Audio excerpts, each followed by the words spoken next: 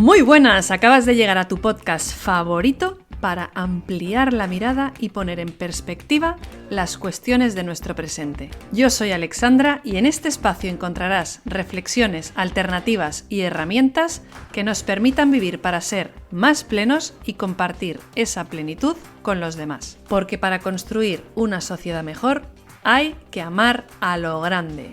Así que empezamos. Muy buenas, bienvenido, bienvenida a un episodio más de Zoomers. Episodio que es que no me puede hacer más ilusión, porque han sido meses hasta que han conseguido encajar todas las piezas. Es una muestra de que las cosas pasan cuando tienen que pasar y es una muestra patente y evidente, una vez más, de la enorme generosidad de todos los invitados que pasan por este podcast, que es que yo ni en 100.000 vidas podría agradecer. Vamos a estar hoy con María Calvo Charro. Ella es jurista, profesora de universidad, conferenciante, escritora y esposa y madre de 4 hijos. Ha escrito libros como Masculinidad robada, Paternidad robada, Padres destronados, La mujer femenina, Orgullo de madre. Bueno, ya ves un poco por dónde van a ir los tiros de este episodio. Vamos a hablar con ella de por qué ser un hijo no deseado es un privilegio, por qué es mejor tener un padre defectuoso que no tenerlo, qué aportación específica hace el padre que no puede hacer la madre, cuál es el regalo más importante que le podemos hacer a nuestros hijos como padres, qué es ser hombre, qué es ser mujer, qué es la masculinidad, la feminidad, cómo poder maternizar el mundo aun y cuando uno no quiere o no puede ser madre biológica, el papel de los hijos en el ejercicio de nuestra libertad. Bueno, yo de hecho te diría que cojas papel y boli directamente o las notas del móvil o lo que te dé la gana, porque escuchar a María es un lujo. Con ella se aprende muchísimo siempre, te va a ayudar muchísimo este episodio y además es que es de estos episodios que hay que ir escuchando de vez en cuando y refrescando porque son temas muy a la orden del día, muy actuales y muy necesarios. O sea que ya, sin más demora, vamos a conocer a María. Buenos días, María, mil gracias por estar en este episodio de Zoomers y un placer. Un placer para mí, un honor. Tú eres autora, entre otras cosas, eres autora de libros como Paternidad robada, Maternidad robada, Orgullo de madre, La mujer femenina. Entonces, me gustaría saber cuál fue el motor que te impulsó a escribir estos libros y que fue también lo que te llevó a empezarte a enfocar en todos estos temas. Sí, yo soy jurista, yo no soy psicóloga ni antropóloga, soy jurista. Y el caso es que las últimas leyes, las leyes de las últimas legislaturas, de los últimos años, son leyes que jurídicamente hablando pueden ser válidas, pero desde el punto de vista moral, antropológico, son más que cuestionables, ¿no? Yo creo que realmente para ser jurista no basta con ser jurista, es decir, no basta con conocer las leyes, sino que hay que conocer el objeto que estamos regulando, ¿no? Entonces, cuando uno regula urbanismo, pues tiene que saber lo que es un plan, lo que es una vivienda. Cuando uno regula medio ambiente, pues tiene que conocer el Parque Nacional, etcétera, etcétera, sobre lo que estamos hablando. Pero si regulamos sobre el ser humano, hay que saber lo que es el ser humano. Entonces, Ujú. hay las leyes trans, la ley del matrimonio homosexual, la ley de familias que se ha aprobado, la ley del aborto, que realmente desconocen o tienen un concepto muy tergiversado de lo que es el ser humano. Ujú. Un concepto deshumanizado realmente. Ya. Bueno, dicen que las damas primero. Me gustaría empezar, si te parece, por el hombre. Es que Ujú. ahora el héroe del siglo XXI es justamente el hombre porque está siendo atacado desde muchas dimensiones. Entonces, ¿en qué aspectos se está atacando? Y esta campaña de desprestigio, ¿cómo ha llegado y por qué? Sí. Bueno, el hombre se está atacando desde hace muchas décadas, ¿no? Quizás el punto de inflexión fue la Revolución del 68, porque se le ha atribuido todos los males de la mujer. Se supone que las mujeres hemos sido oprimidas, esclavizadas, subyugadas por el hombre, por un patriarcado machista que nos ha tenido recluidas en casa. Es verdad que es una cortea de miras no tener una visión más holística, históricamente hablando, ¿no? Es verdad que hubo un reparto de papeles en el que la mujer asumió las tareas del hogar y el hombre estuvo fuera, pero realmente ese privilegio del hombre de estar fuera, tenemos que cuestionarlo si realmente fue tal privilegio. Es decir, estar fuera de casa todo el día, no ver a tu familia, tener una distancia emocional, porque es verdad que entonces había también un arquetipo, un patrón, una mística en la que el hombre tenía que encajar, ¿no? El hombre fuerte, el hombre que no llora, el hombre que no tiene sentimientos, el hombre que es abastecedor y es proveedor, está lejos de la conexión emocional con la familia, todo eso genera mucho dolor. Es verdad que pudo generar dolor a la mujer, pero se generó a él mismo dolor, digamos, ¿no? Porque es una estructura, un arquetipo que genera mucha frustración, mucho desencanto. De hecho, no encuentro ningún privilegio en tener esa distancia emocional con los hijos, en no saber su vida íntima. Entonces, no todos fueron privilegios para el hombre y, digamos, subyugación o esclavitud para la mujer, sino que realmente muchas veces donde vemos opresión o donde se quiere ver opresión, muchas veces hubo colaboración también, es decir, hubo un reparto de papeles colaborativo en un momento histórico que lo requería, ¿no?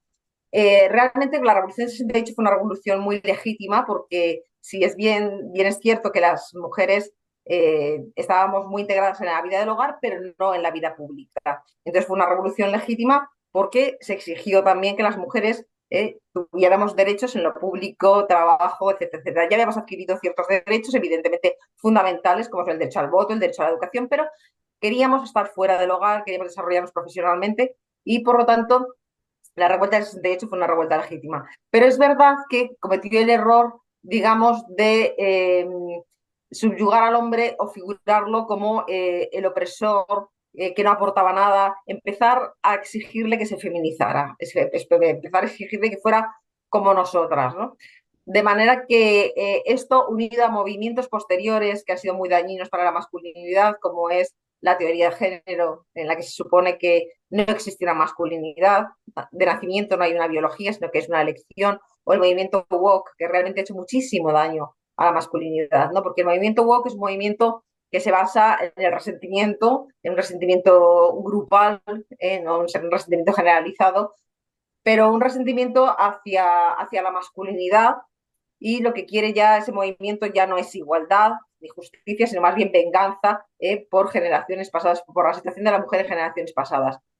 Eh, es como si los hombres actuales hubieran heredado genéticamente o genealógicamente aquellos errores del pasado. Y entonces, pues se le exige al hombre que sea como una mujer, que sea suave, cariñoso, tierno, empático, lo cual es maravilloso. Es maravilloso. Tenemos una nueva generación de hombres que tienen muchísima más inteligencia emocional que los anteriores, que han roto esa jaula de el hombre no llora, el hombre es un hombre que no muestra sentimientos, eso se ha roto, gracias a Dios, ¿no? Porque para los hijos es muy bueno, ¿no? Para las hijas que reciban esa ternura del padre, pero sin embargo es un hombre que no puede manifestar otra serie de atributos propios de la masculinidad porque se consideran tóxicos, y son atributos que son necesarios, porque el ejercer la autoridad dentro del hogar, el establecer la ley simbólica de la familia, el orden de filiación, la capacidad de dar protección y seguridad a los débiles, a los que nos rodean, sencillamente, pues son ventajas que ahora mismo se consideran escollos, que se consideran,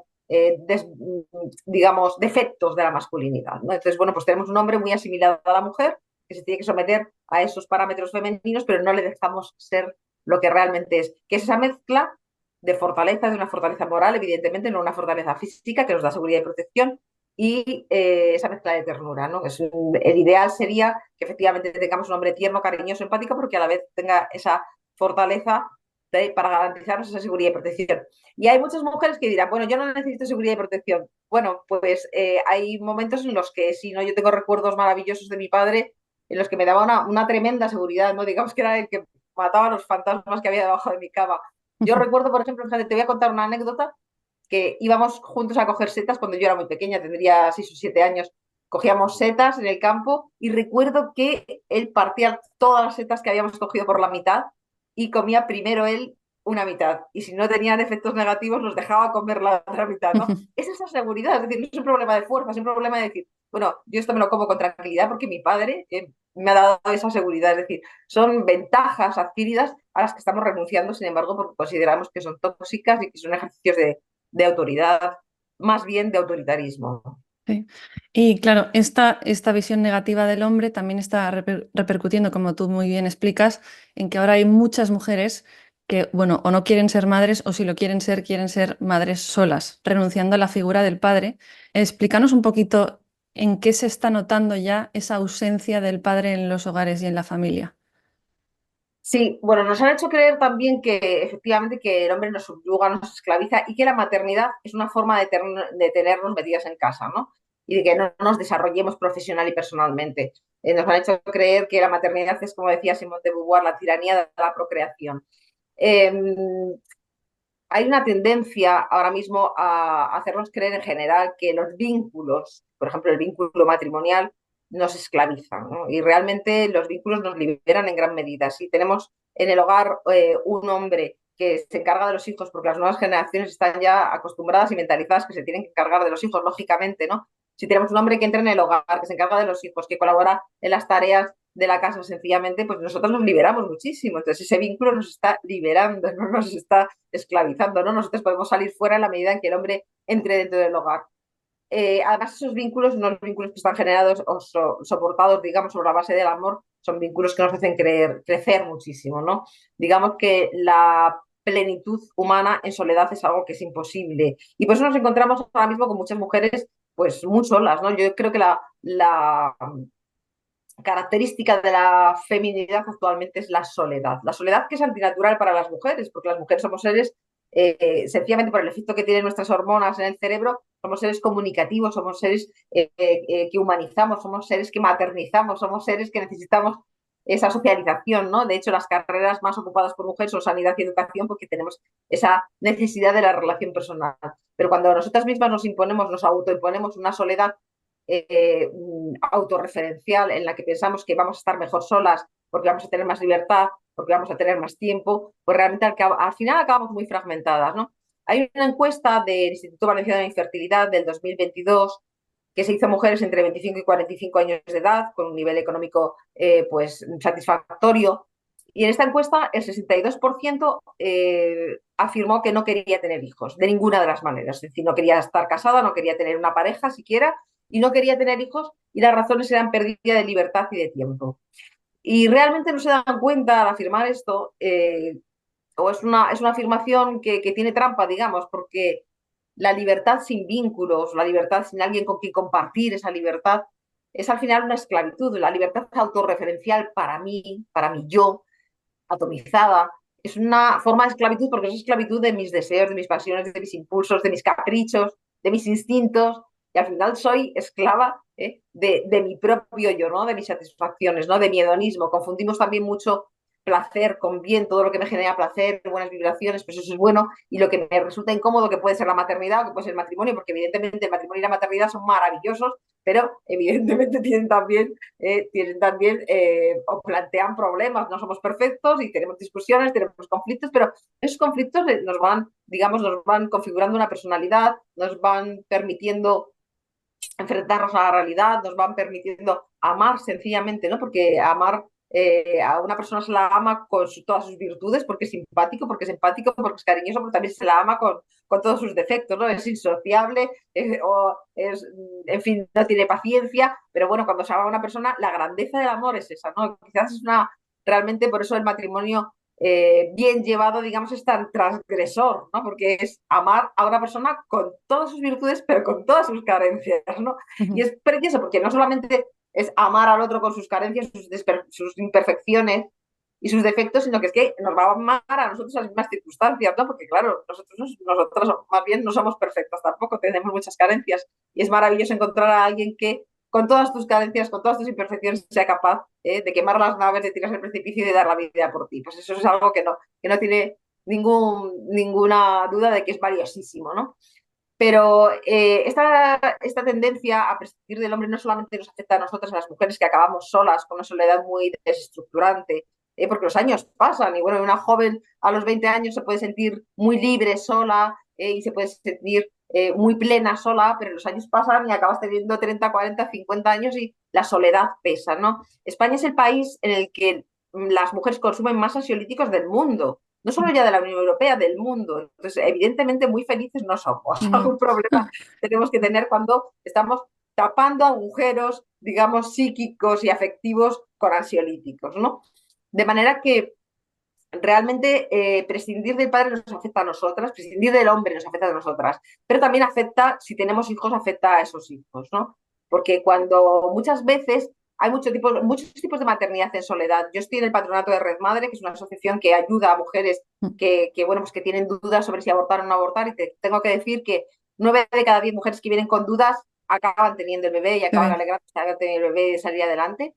Pues, como te digo, maternidad en soledad hay por muchos motivos. Hay mujeres que se quedan embarazadas, sobre todo jóvenes por sorpresa, sin haberlo querido, o jóvenes que la pareja o el padre de la criatura les ha abandonado. Bueno, pues son situaciones que se dan, evidentemente, ¿no?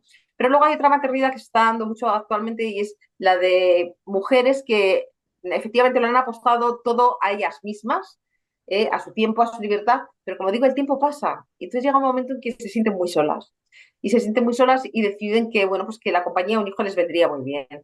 En estos casos hay que tener mucho cuidado porque hay que comprender la situación de una mujer que está sola y hay que comprender el deseo de la maternidad, pero no se tiene derecho a un hijo y sobre todo no se tiene derecho a traer un hijo al mundo para que llene mis vacíos existenciales. Ujú. Hay muchos casos en los que se busca al hijo para que le quites ansiedad, precisamente. Si tengo ansiedad y ya he viajado por todo el mundo, si tengo ansiedad y he tenido relaciones sexuales múltiples, si tengo ansiedad y no hago más que consumir o que promocionarme profesionalmente y sigo con esta ansiedad, pues igual es la maternidad lo que necesito, igual es un hijo que llene mis vacíos, un hijo que me haga compañía en mi soledad, un hijo que me digamos, dé satisfacción a sus sueños frustrados, ¿no? De manera que esa maternidad es una maternidad realmente compleja porque compleja para la madre y compleja para el hijo. Compleja para la madre porque hace de ese hijo su propiedad, ¿no? Viene a ser realmente, es duro decirlo, pero es un producto de consumo emocional, buscar el hijo que le satisfaga ese vacío emocional que tiene, ¿no? Y es malo para el hijo porque el hijo no puede venir con un fin predeterminado. Y sobre todo no puede venir con el fin predeterminado, con el objetivo de hacer compañía a su madre en la soledad o de llenar sus vacíos existenciales. Los hijos tienen que venir libres totalmente. Los hijos vienen al mundo pues para volar, para tener o desarrollar su libre albedrío, para irse, ¿no? Los hijos llegan, pero los hijos tienen que marcharse y tienen que Ujú. marcharse libres y felices, no estando atados con miedo a que su madre se quede angustiada, se quede ansiosa, se quede sola, se quede triste. Bueno, los padres servimos para eso, para quedarnos solos y felices, ¿no? Felices por haber dado a los hijos las herramientas para que sean autónomos e independientes y al final que vuelen. Ujú.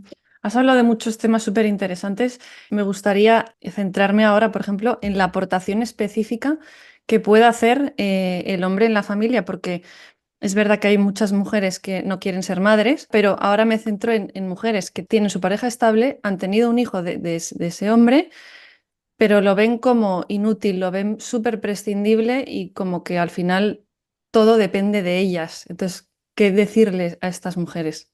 Sí, bueno, estamos muy empoderadas, ¿eh? O sea, Sí. estamos viviendo el tiempo de las mujeres, realmente pensamos que somos perfectas, que lo hacemos todo muy bien y que los hombres deberían ser como nosotras, porque somos la perfección personificada. Y eso no es así, eso no es así, no somos Ujú. muy imperfectas, tenemos muchísimas carencias, ellos también las tienen, pero es que las aportaciones que hacemos uno y otro dentro de la familia son totalmente diferentes, ¿no?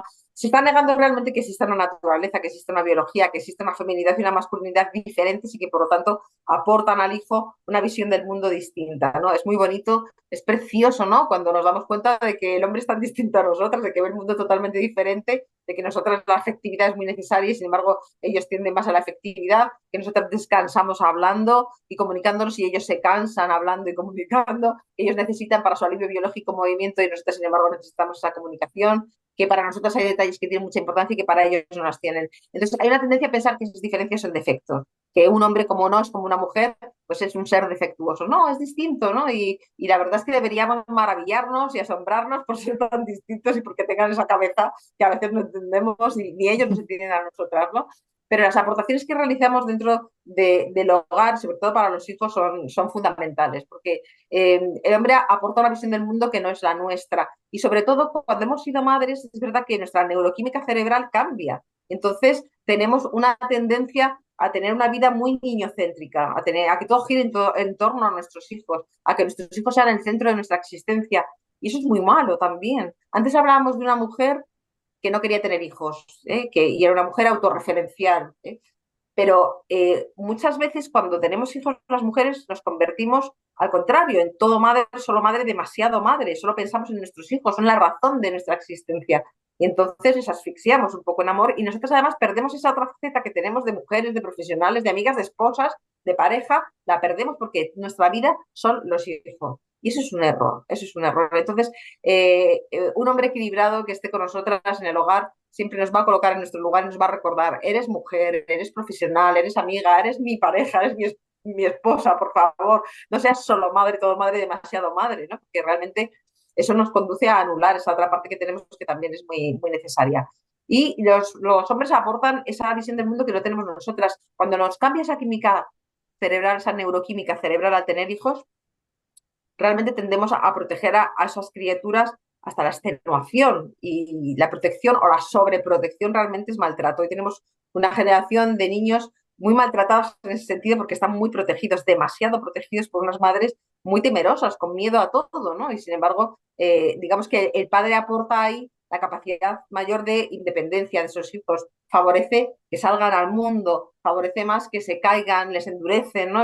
Este mundo es un mundo en el que tenemos que endurecer a los hijos. Realmente hay un concepto de felicidad muy equivocado. Pensamos que la felicidad es bienestar, que la felicidad es que nuestros hijos no carezcan de nada, que la felicidad es que no sufran. Y sin embargo, la felicidad está muchísimo más relacionado con la fortaleza que con el bienestar. Es decir, si un hijo o una hija le damos las herramientas para ser fuerte, para superar obstáculos, para superar problemas, pues va a ser más feliz, digamos, porque digamos que si se acostumbra a los rasguños, luego cuando le venga un buen golpe, lo va a subir con muchísima más facilidad que si le tenemos metido en papel de celofán, entonces un rasguño ya se rompe el mundo. Entonces, bueno, el padre aporta esa fortaleza para los hijos y para las hijas que es súper necesaria. Al no estar el padre, nos estamos encontrando con unas generaciones muy blanditas, muy frustradas, unas generaciones que se nos suicidan. Es terrible, ¿no? Pero la causa primera de mortandad entre jóvenes de 14 a 45 años en España es el suicidio.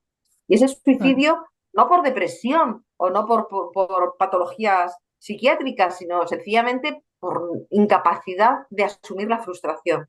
Y la frustración nos rodea como las cuatro paredes de una casa. Y sin embargo, al hombre le es más fácil frustrar a los hijos. Digamos que nosotros tenemos una conexión emocional, una conexión física, bioquímica, que nos cuesta frustrar a los hijos, nos cuesta poner límites, nos cuesta decir que no, nos cuesta hacerles libres para salvar los obstáculos, para caerse, para experimentar el desierto, ¿no?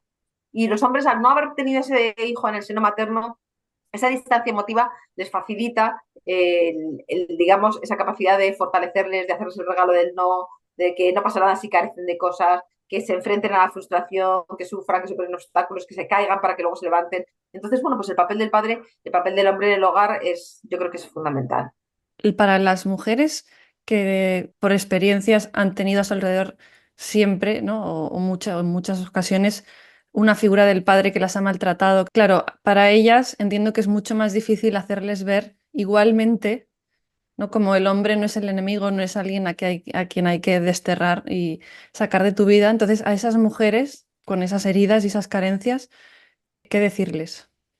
Sí, efectivamente, pues hay que decirles que no podemos generalizar, ¿no? Hay una tendencia actualmente a generalizar, a pensar que todos los hombres son perversos, que todos los hombres son perturbadores, que todos los hombres son machistas, maltratadores. Los hay, evidentemente, pero el mensaje que hay que mandarles es que mm, eso no es la masculinidad. Esas manifestaciones de maltrato son perversiones o declinaciones de la masculinidad, a veces patológicas, que la masculinidad no es así, que la masculinidad sana, equilibrada, la hombría profunda, como digo, equilibrada precisamente, es una mezcla de ternura y fortaleza, y que hay hombres que son equilibrados. Yo creo que la inmensa mayoría de los Mm. hombres, ¿no?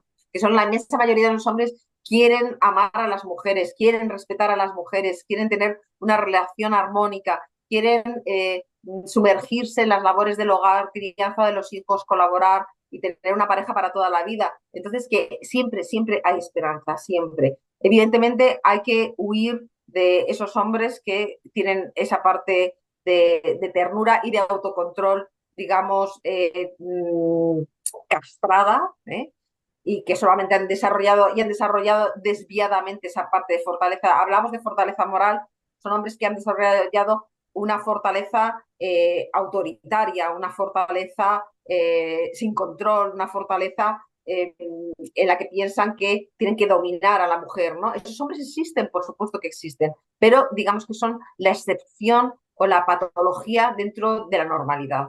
La normalidad es que el hombre nos hace mucho bien, el hombre nos complementa, el hombre nos puede ayudar a crecer como mujeres y que no pierdan la esperanza de buscar o encontrar o poder encontrar evidentemente a un hombre que sea así. Y sobre todo que no transmitan a sus hijos, si es que son mujeres que han tenido hijos con un hombre de este tipo, que no transmitan a los hijos recelos o miedos u odio o rencor hacia la masculinidad. Porque si el hijo es varón, va a crecer con miedo a ser hombre. Es decir, si mi madre me dice que la masculinidad es mala, que los hombres son malos, yo que soy varoncito, pues soy malo también, hay algo malo en mí, ¿no?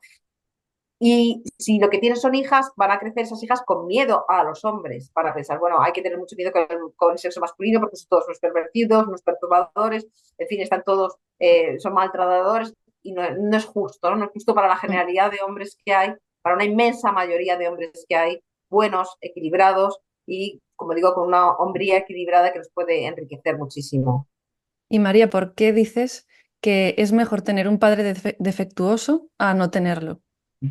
Sí, esto a veces es duro, ¿no? Es duro de asumir para aquellas mujeres que han tenido un padre que ha sido maltratador, ¿eh? O un padre que ha estado totalmente ausente, o un padre que ha ejercido el poder de forma física. Entonces, bueno, yo entiendo que esto es duro, pero es mejor saber quién ha sido tu padre, con todos sus defectos, con todas sus carencias, aunque haya sido un maltratador, aunque esté en la cárcel, es mejor saber de dónde vienes, de dónde vienes. Es decir, yo no te estoy diciendo que ames a tu padre, que quieras a tu padre en esas circunstancias, porque tienes una herida profundísima y horrible, ¿no?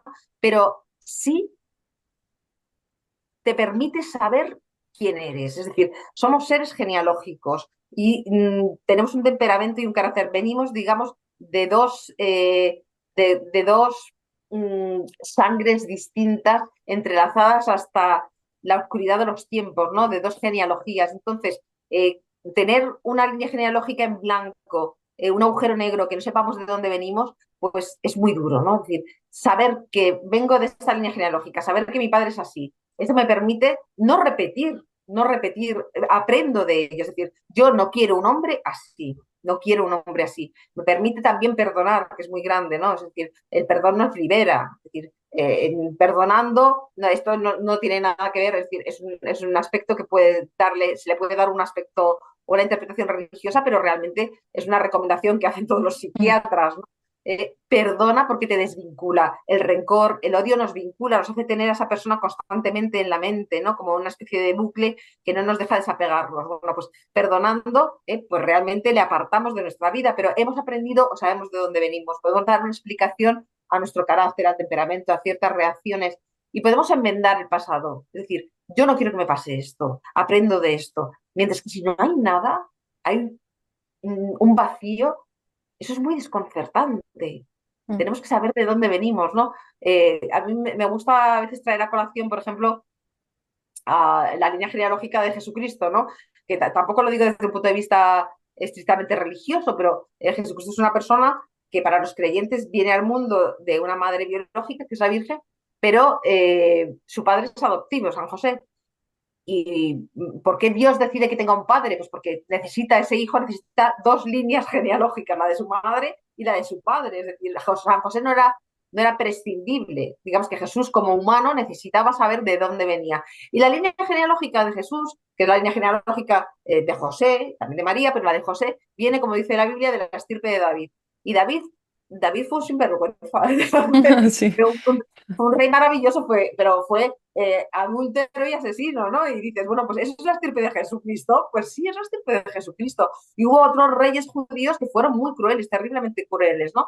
Entonces, esa era la estirpe de Jesucristo. Hubo reyes maravillosos, como el rey Salomón, pero hubo reyes que fueron terriblemente crueles y eran antepasados de Jesucristo. Entonces, bueno, pues ahí estaban, ¿no? Entonces, bueno, eso nos permite, pues, efectivamente, hacer un recorrido hacia atrás y decir, bueno, pues vengo de aquí, y esto no lo quiero, esto sí lo quiero, ser agradecidos, perdonar, ubicarte, ¿eh? El ser humano necesita ubicarse en el tiempo y en el espacio, en la historia, tener una historia que contar. Entonces, si no tienes nada, eso es angustioso. Mm. Sí, sí.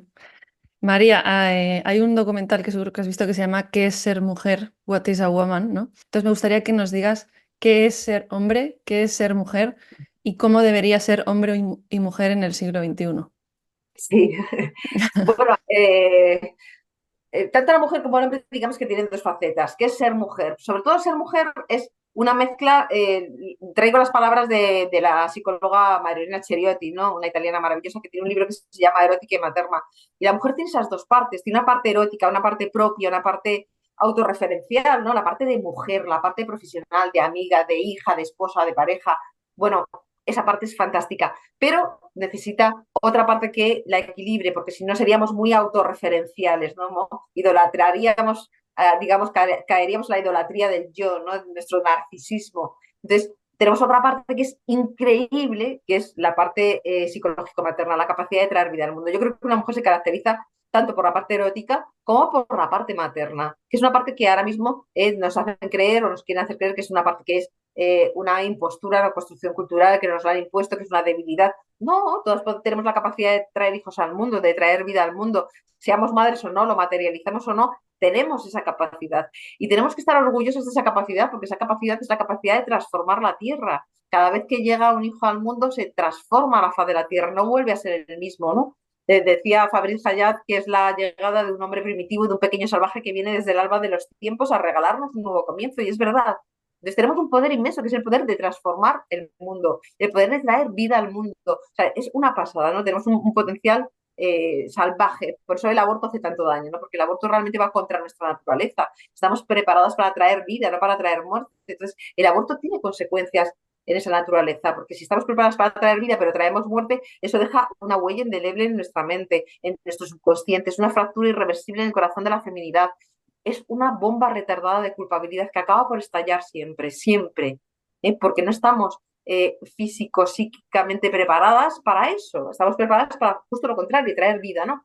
Y si no traemos vida, físicamente la podemos traer simbólicamente, porque esa preparación para ser madres nos da una serie de habilidades muy especiales, ¿no? Ese genio femenino especial, esa capacidad de maternizar el mundo. Bueno, no tengo hijos, pero tengo la capacidad de ver el mundo con ternura, de darme cuenta de los problemas de ese compañero de trabajo, de mirar con ternura a esa señora que está en el autobús y que algo le pasa. O sea, ese sexto sentido de la mujer existe. Entonces, si conseguimos salir de nuestra autorreferencialidad, y mirar un poco alrededor, la mujer puede hacer cosas inmensas, que es maternizar el mundo, ¿no? Ser voluntarias de la ternura, ayudar a los que tenemos alrededor. Este mundo está tan enfriado, ¿no? Es un mundo en el que vamos a lo nuestro, somos terriblemente individualistas y nos da igual lo que le pase al de al lado. Y sin embargo, siempre la mujer se ha caracterizado por eso. Digo que siempre nos hemos caracterizado. Mira, hay una experiencia que se llevó a cabo en un hospital de Houston, muy curiosa, que demuestra que tenemos esa capacidad desde que nacemos, ¿no? Una muestra que se hizo, una experiencia que se hizo con bebés recién nacidos, se experimentó con miles de bebés cómo reaccionaban ante el llanto ajeno y los bebés que eran niñas, cuando veían a otros bebés llorar, se despertaban y se agitaban y se solidarizaban, digamos, con esos bebés que estaban llorando. O sea, esa necesidad de ¿qué pasa? ¿Qué te pasa? Empatizar, ¿no? Mientras que Sí. la inmensa mayoría de los bebés varones seguían durmiendo, como si no pasara nada. Es decir, es una capacidad femenina, sencillamente. Eh, y el hombre, ¿qué es el hombre? ¿Qué es ser hombre? Pues ser hombre es algo maravilloso, aunque haya muchas mujeres que ahora no lo piensen y no se den cuenta, ¿no? Porque el hombre también tiene esas dos partes que habíamos dicho antes, ¿no? Una parte de ternura maravillosa que se ocultó durante muchos años, antes de la Revolución del 68 sobre todo, y que por eso el hombre sufrió mucho, pero tiene una parte, una capacidad de ternura inmensa, ternura distinta de la de la mujer, pero ternura, y tiene una capacidad también de fortaleza que le caracteriza mucho, ¿no? De esa capacidad de darnos seguridad y protección. Entonces, esa mezcla de ternura y fortaleza consigue el hombre equilibrado y esa mezcla en nosotras de lo erótico y lo materno consigue la mujer equilibrada. ¿Qué sucede ahora mismo? ¿Por qué no sabemos lo que es ser hombre, qué es ser mujer? Porque nos dicen que no tenemos naturaleza, nos dicen que no, tú no tienes instinto maternal, eso es mentira, da igual que estés capacitada para traer vida al mundo, eso no te afecta, y al hombre se le dice pues que tampoco tiene una parte natural o un instinto de protección y de dar seguridad a los demás. Bueno, pues eso es mentira, claro que lo tenemos, ¿no? Desde que nacemos. Pero bueno, pues hay que ir recuperando, hay que volver a ser humanos realmente, ¿no? A abrirnos a la amplitud de la razón. Sobre todo ahora mismo estamos viviendo un momento en el que todos son sentimientos, emociones, lo que yo deseo es lo válido y nos estamos perdiendo una relación con el sexo opuesto maravillosa porque lo estamos desechando en la medida en que no nos proporciona esa sensación de placer, de bienestar. Y bueno, pues en el amor, en la relación amorosa con el sexo opuesto, no todos son sentimientos. Digamos que los sentimientos, el enamoramiento es una especie de estado de idiotez transitoria, ¿no? El enamoramiento es un sentimientos, pero es como un virus, viene y se va. El amor es ejercicio de voluntad, es pensar, es razonar, es decir, bueno, voy a quemar las naves, bueno, esta persona tiene estos defectos, pero la voy a amar hasta el infinito y más allá. Entonces, bueno, pues digamos que no amamos porque estemos enamorados, sino que al contrario, ¿no? Que estamos enamorados porque amamos, porque ejercemos la voluntad, porque pensamos en el otro antes que en uno mismo. Eso ahora mismo no está de moda, ahora mismo está de moda pensar en uno mismo, ¿no? Entonces, bueno, pues eso, esa autorreferencialidad al final nos lleva pues a una soledad y a una tristeza que se refleja pues en los suicidios, como te he dicho antes, y en Sí, los asesinatos. sí. Y has hablado antes de que para que la mujer pueda salir hay que dejar entrar al hombre. Pero Ujú. eso, ¿cómo se concreta? ¿Cómo conseguirlo para que de verdad dejemos entrar al hombre como lo que es? O sea, como un hombre. Sí, bueno, pues muchas veces tenemos que quitarnos de en medio, ¿eh? Muchas veces tenemos que quitarnos de en medio porque es verdad que el hombre hace las cosas de una forma muy diferente a nosotras. Nosotras cuando nuestro niño nos pide un vaso de agua o antes de que nos pida el vaso de agua ya se le hemos dado, antes de que tenga frío ya le hemos puesto el abrigo y antes de que tenga problemas ya hemos, en fin, lacado el suelo para que no tenga ningún obstáculo, ¿no? Mientras que el hombre hace las cosas diferentes, al hombre no le importa que su hijo se caiga, que el niño tenga sed, que llore durante unos minutos o unas horas incluso, no se suele adaptar a las necesidades del niño, nosotros nos adaptamos. Hijo mío, ¿qué quieres? ¿Qué quieres ver en la televisión? ¿Qué música quieres escuchar? ¿Qué quieres cenar? O sea, nos adaptamos continuamente, mientras que el hombre normalmente exige a los hijos que se adapten, ¿no? Aquí estoy viendo yo el fútbol y esto no se mueve, pero vamos, encima de mi cadáver, ¿no? Entonces, bueno, pues a veces esas diferencias generan conflicto. No tenemos que tener miedo al conflicto. Esa es otra historia que habría que Mm. comentar. Ahora mismo pensamos que el conflicto se acabó. O sea, si hay conflicto, esto se acaba, esto va mal. No, el conflicto es normal, el conflicto es natural, el conflicto es bueno, ¿no? El conflicto es natural porque hay diferencias sexuales, vemos el mundo de una forma muy distinta, hacemos las cosas de una forma distinta y porque hay diferencias también intergeneracionales, ¿no? Entonces, evidentemente tenemos problemas con nuestros hijos, hay conflicto con nuestros hijos, tiene que haber conflicto con nuestros hijos, de hecho. ¿Por qué? Porque hay que colocarles en su lugar. Es decir, ahora mismo la jerarquía paterno y materno-filial está muy desvirtuada. Hemos colocado a los hijos en nuestro mismo nivel, ¿no? ¿Quieres ir al parque? ¿Qué quieres hacer esta tarde? Bueno, esas cosas no se preguntan, ¿no? Si hay que ir al parque, se va al parque. Si no hay que ir a casa, se queda a casa. Si tienes que ir a la cama, te vas a la cama. O sea, esto no es una democracia. La familia no puede ser una democracia porque entonces se vuelven tiranos. Acabamos con una tiranía. Además, la democracia, la dictadura del niño. Entonces, para que el niño sea realmente demócrata, digamos, al principio en casa tenemos que ser un poco dictadores en el sentido de esto es la hora de acostarse, esto es lo que hay de cena. Y bueno, pues en ese sentido el hombre ayuda mucho, ¿no? El hombre ayuda a poner esos límites con mucha más facilidad que nosotras. Entonces hay que dejar entrar al hombre sabiendo, como tú muy bien dices, que es un hombre, que no va a hacer las cosas como nosotras, que no va a utilizar nuestro tono de voz, que seguramente va a ser más inflexible y más rígido en algunas cosas, que lo que para nosotros es importantísimo, pues que cenen el puré de patata con las verduras y con las, en fin, las judías verdes que no sean de lata. Bueno, pues el padre les va a hacer una pizza, seguramente en el horno, de cualquier manera, precongelada, y van a ser felices, los niños van a estar encantados, ¿no? Entonces no pasa nada. Tenemos que flexibilizarnos muchísimo y saber que esa influencia paterna es muy buena. Que ese tono elevado que utiliza nuestro marido a veces es también muy bueno a los niños, no les va a pasar nada, no se van a traumatizar. Vamos a ver si lo que al contrario, se van a acumular, se van a acostumbrar a lo que es la vida, porque el tono elevado lo van a luego recibir de una autoridad, de un policía, de un superior jerárquico en el trabajo. Entonces, bueno, pues es que son cosas naturales, ¿no? Ahí estamos viendo como horrores, como cosas horribles, cosas que son necesarias, que son naturales y de las que nos debemos reír mucho también, ¿no? Luego en la intimidad de nuestro cuarto, de nuestro lecho conyugal, pues reírnos de, pero mira la cara que ha puesto cuando le has dicho que no, o mira el pobrecito, como, en fin, se ha Sí. agobiado cuando le has dicho que tenía que hacer esto. Bueno, pues muchísimo humor, ¿no? Hay que tener mucho humor y sin embargo nos estamos tomando las cosas muy en serio. Cada vez que hay un conflicto echamos marcha atrás, nos horrorizamos porque nuestro marido no hace las cosas como nosotras. Bueno, pues también, digamos, quitarnos de en medio en el sentido de que confiar en ellos, confiar. Evidentemente no van a hacer las cosas como nosotras queremos, pero tienen todo el derecho del mundo a hacerlas como ellos quieren, ¿no? Y además nos enriquece. Entonces, confiar en ellos y marcharnos de casa pues a trabajar o al gimnasio o a darnos un paseo y dejar al padre de las criaturas en casa que lo haga a su manera, con plena confianza, porque eso nos va a liberar mucho, eso nos va a liberar una barbaridad. ¿Y qué es, como padres, qué es lo más importante que le podemos dar a nuestros hijos? Querernos como pareja. Es Mm. decir, la pareja es primero, siempre, siempre, siempre. La felicidad de los hijos se gesta simbólicamente en el hecho conyugal. Es decir, si los hijos ven felices a sus padres como pareja, como matrimonio, ellos van a ser felices.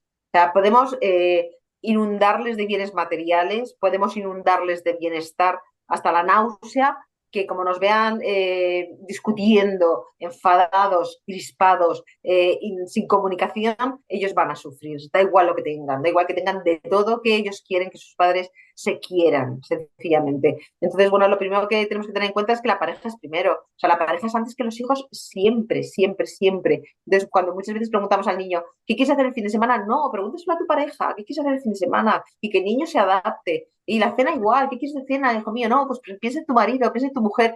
A mí me pasa muchas veces, voy al supermercado y empiezo a comprar cosas que les encantan a mis hijos. Y llego a casa y no he comprado nada de lo que le gusta a mi marido porque no le tengo la cabeza. Entonces digo, vamos a ver, me estoy equivocando, tengo el centro vital descolocado. Tengo que pensar en mi marido y si mi hijo se queda sin sus cereales favoritos, pues se ha quedado sin ellos, porque a mi marido no le falte su yogur sin lactosa porque además lo necesita, ¿no? Entonces, bueno, la pareja primero, porque realmente cuando los hijos ven que hay conflicto, además es muy triste porque toman parte por uno de los cónyuges, ¿no? Mm. Entonces, o uno de los miembros de la pareja.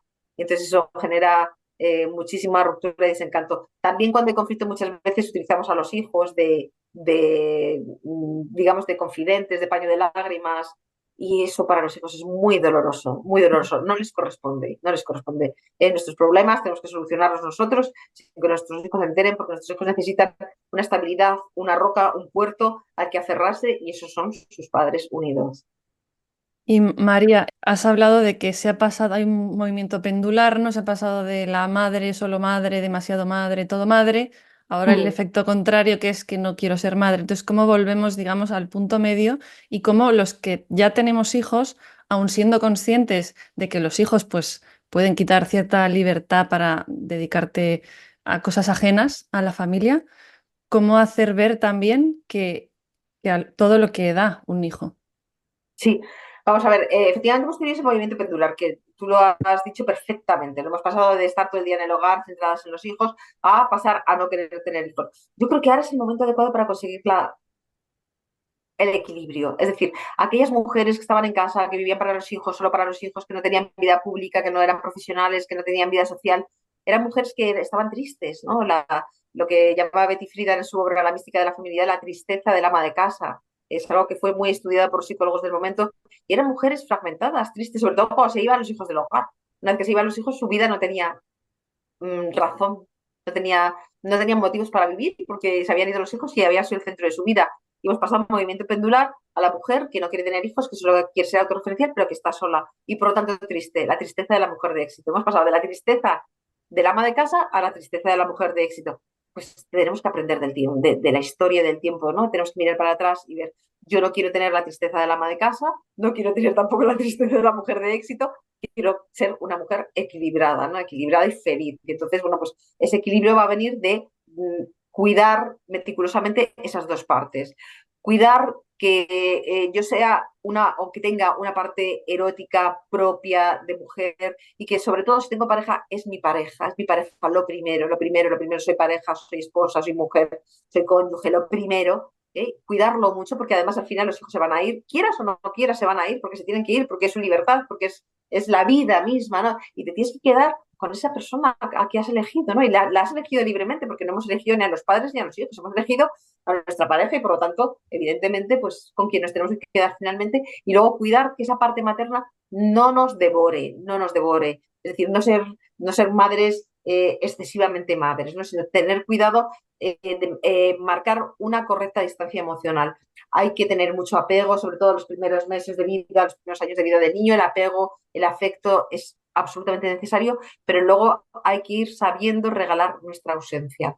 Y entonces ir soltando la cuerda, ir soltando el hilo, ir desapegándonos de los hijos, que esto es una manifestación de amor porque a las mujeres nos cuesta mucho, pero el regalo más sublime que por amor podemos dar es la libertad. Entonces, ir desapegando, tirando esa cuerda, y entonces intentar ese equilibrio entre erótica y materna y sobre todo aferrarnos muchísimo a nuestra pareja. Nuestra pareja tiene que hacer lo mismo, evidentemente, ¿no? O sea, para nuestra pareja nosotros tenemos que ser lo primero. Y entonces, bueno, pues si tenemos una, una pareja que hable el mismo lenguaje del amor que nosotras, que eso es muy bonito, ¿no? O sea, cuando digo hablar el mismo lenguaje del amor, es decir, saber que lo primero somos tú y yo, saber que vamos a dar la vida el uno por el otro, saber que va a haber conflictos, saber que somos imperfectos, saber que tenemos carencias, pero que queremos envejecer juntos con todas nuestras carencias e imperfecciones y abrazarnos, aunque tú seas insoportable y yo sea una histérica, pues eso produce felicidad.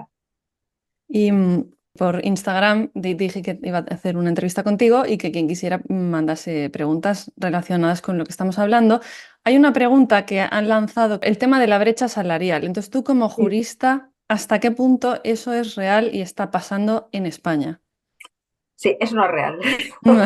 A ver, la brecha salarial, hay una serie de bulos o de mentiras, digamos, de datos falsos que van corriendo por las redes y que van corriendo por los medios de comunicación y que todo el mundo se lo cree y que lo asume como un dogma y eso es intocable. Es decir, hay una brecha salarial y las mujeres cobramos menos sí o sí. Eso es mentira. Es decir, un médico en un hospital público, hombre o mujer, cobran lo mismo si hacen los mismos turnos, si hacen las mismas guardias y si tienen el mismo horario. Cobran lo mismo. Un hombre basurero o basurera cobran lo mismo si hacen el mismo trabajo. Ahora bien, ¿qué está sucediendo? Es verdad que hay unas estadísticas que muestran que los hombres en general cobran más. ¿Por qué? Porque tienen trabajos de mayor riesgo, por lo tanto tienen un plus salarial, porque tienen los trabajos más penosos también tienen un plus salarial, es decir, el que trabaja en una alcantarilla o bajo tierra o en una mina es una mayoría de hombres. Entonces, bueno, pues esos trabajos tienen un plus salarial. Normalmente los que hacen horas extraordinarias son los hombres. Es verdad que muchas mujeres lo hacemos horas extraordinarias por la maternidad, pero bueno, o sea, tiene una justificación, tiene una explicación, ¿no?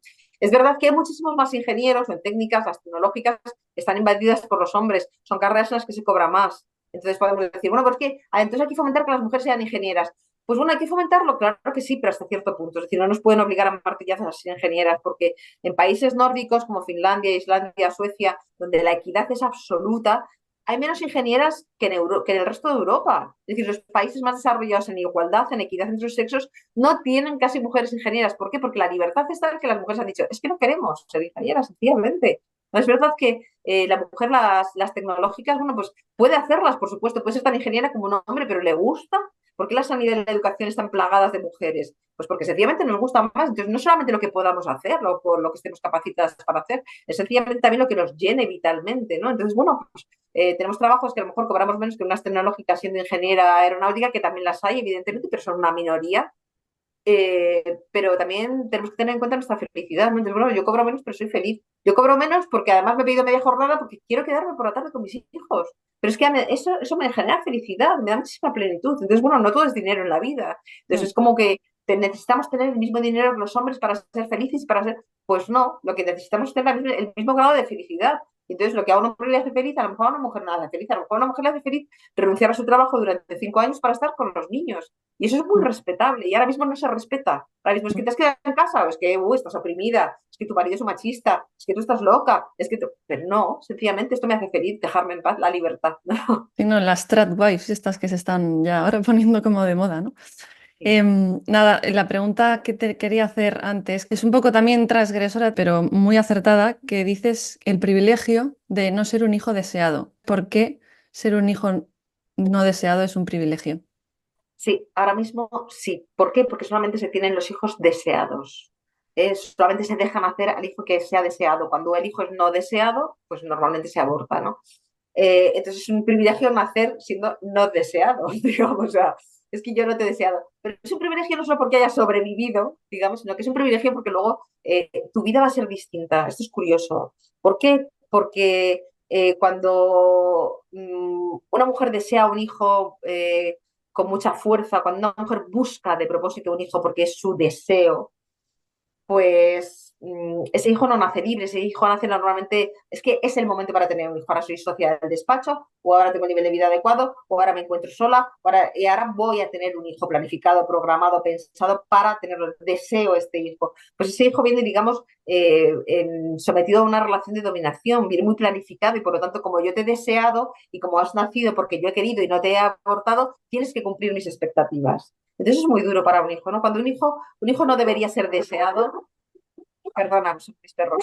Ah, no Un te hijo no preocupes. debería ser deseado ni buscado de propósito. Un hijo debería ser acogido cuando llegue. Cuando llegue, son siempre inoportunos, nunca es el momento oportuno para que llegue un hijo. Pero un hijo es un don, es una sorpresa, es un regalo. ¿Eh? Nadie mira mal un regalo. Cuando llega un regalo uno no lo abre con entusiasmo, ¿no? Porque no lo ha planificado, no lo ha programado, te hace muchísima ilusión.